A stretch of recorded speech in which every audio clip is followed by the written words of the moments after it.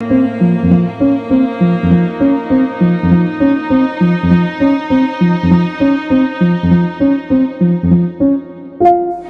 की चीख सुनकर आनंद और कमल जल्दी से जल्दी जंगल की तरफ भागते हैं।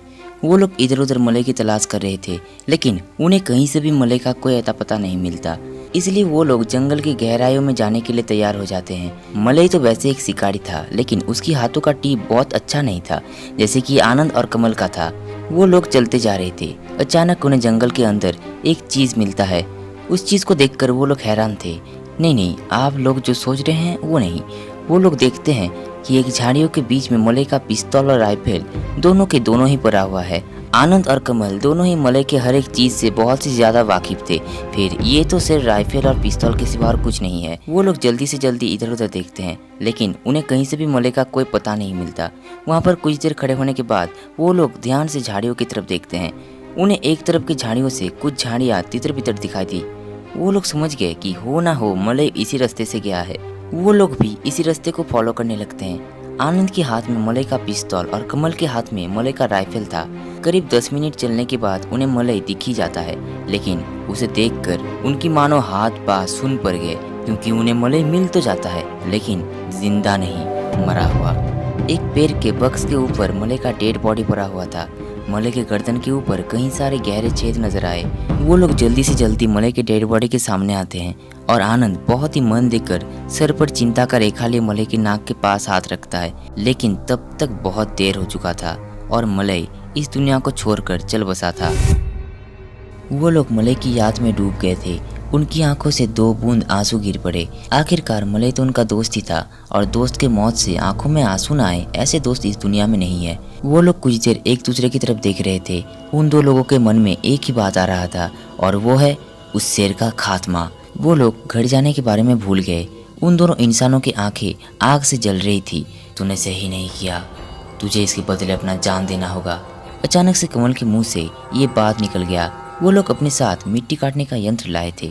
उससे वो लोग वहाँ पर एक बड़ा सा गड्ढा खोदने लगते हैं, और उसके बाद मलय को कब्र देके उसके आत्मा के शांति के लिए भगवान से दुआ मांगते हैं। मलय को कब्र देने के बाद आनंद और कमल उस शेर के लिए निकल पड़ता है।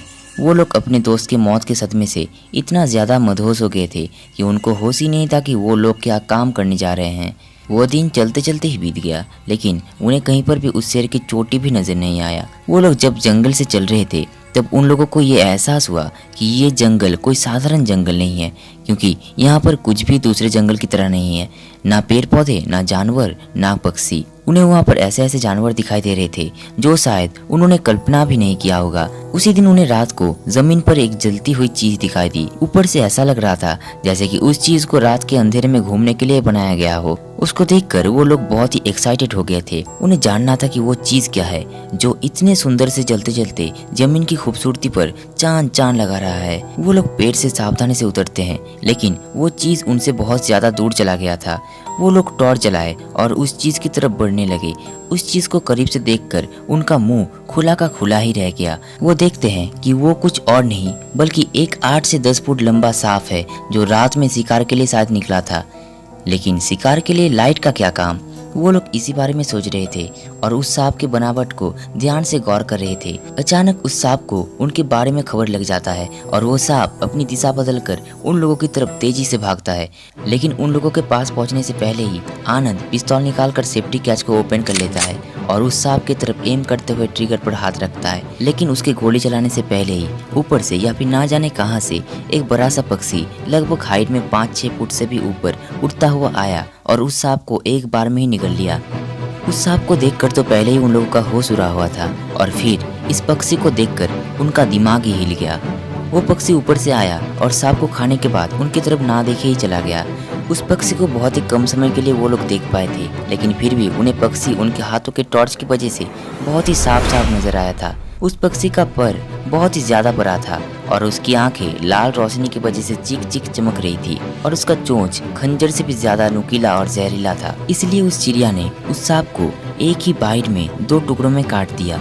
उन लोगों की आंखें फटी की फटी रह गई। वो लोग कुछ सोचे बिना ही वहाँ से दौड़ लगा के उस पेड़ के ऊपर चले गए जहाँ पर वो लोग सो रहे थे। माना कि उस पक्षी ने उन लोगों को कोई नुकसान नहीं पहुँचाया, लेकिन फिर भी वो तो उनका कोई रिलेटिव या फिर दूर का रिश्तेदार नहीं था जो हर बार उनको जाने दे। वो लोग बिना कुछ सोचे स्लीपिंग बैग के अंदर सो जाते हैं।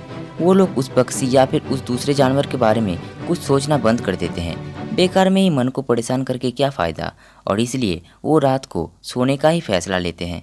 अगले ही दिन उन लोगों ने थोड़ा और गहराई में जाने का फैसला लिया। उस शेर का अचानक वैनिश हो जाना उन लोगों को पसंद नहीं आ रहा था। वो लोग बिना कुछ परवाह किए वहाँ से चलते जा रहे थे। चलते चलते एक जगह पर आकर उन दोनों की नज़र टिक गई। एक जगह की नरम मिट्टियों पर उन्हें किसी जानवर के पैर का निशान नजर आए। उस निशान को कुछ देर ऑब्जर्व करने के बाद उन लोगों को समझ में नहीं आ रहा था कि वो लोग हंसे या रोए, क्योंकि उस पैर का निशान कोई और नहीं बल्कि उस शेर का था। अब आया ना उठ पहाड़ के नीचे, कब तक हमसे भागेगा? एक ना एक दिन तो हम तुझको मार के ही दम लेंगे, चाहे कुछ भी हो जाए, आनंद बड़बड़ाते हुए कहता है। वो लोग और भी एक्साइटेड होकर उस शेर के पैर के निशान का पीछा कर रहे थे। कुछ दूर आने के बाद उनको एक बड़ी सी झील दिखाई देता है।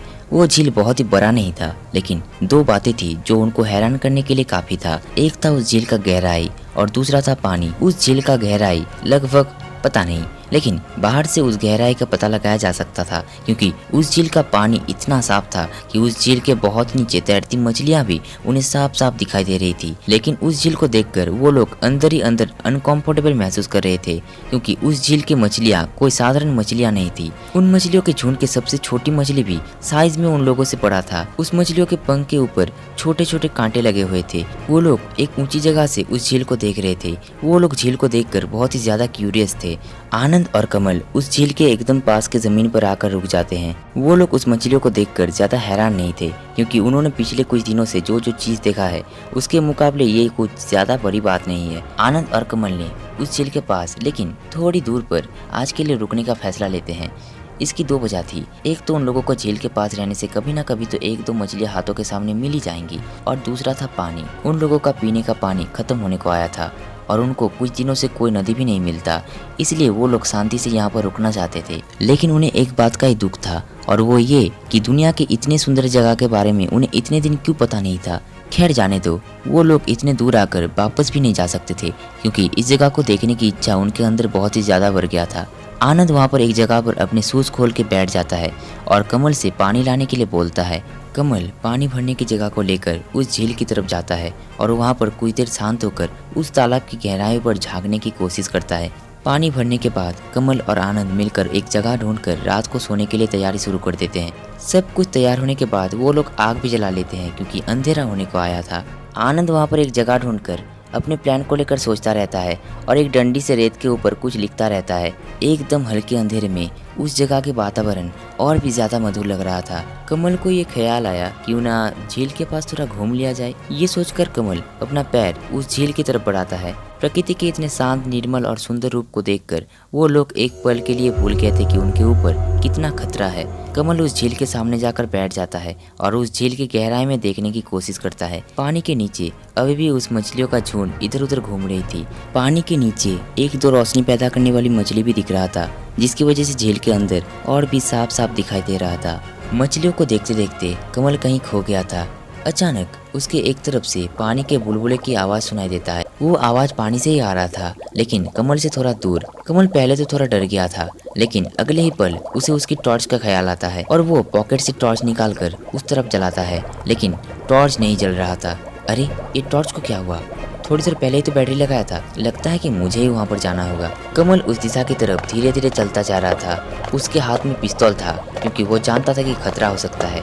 कमल उस तरफ गया, लेकिन सामने जाते ही उसका सिट्टी पिट्टी गुल हो गया। उसकी हाथ की बंदूक उसके हाथ से नीचे गिर गया था। आखिरकार कमल ने ऐसा क्या देखा, ये जानना सच में दिलचस्प होगा। जानने के लिए सुनते रहिए अनजानी गुफा।